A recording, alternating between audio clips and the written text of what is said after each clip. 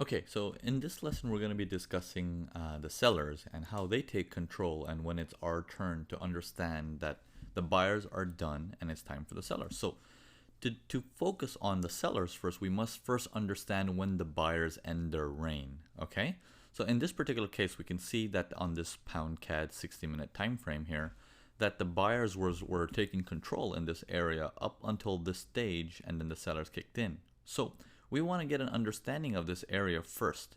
Okay, so let's take a look at this very carefully. So the buyers keep making this high, higher low, higher high, higher low, higher high, higher low, and then no higher high. Okay, followed by a lower low. So the reign of the buyers has ended and the sellers starting to dominate. Now, if the seller starts to dominate in this sequence here, notice how the recent lower high was this spot right here. So what we're going to do is we're going to mark this area. That's the spot right there.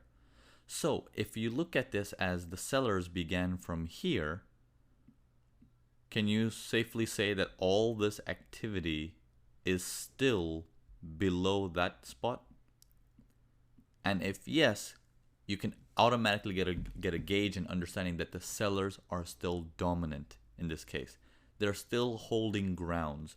So you can't switch suddenly into a buy mode thinking that looks like the buyers just came by looking at some strong green candles like there, right there. Okay, so this keeps you really in ground and in tuned with the sell side. So the sell further continues to make lower low, lower high, and it continues to drop further. So when it makes a lower low, lower high, it breaches this area here. Notice how the market continues to stay below that.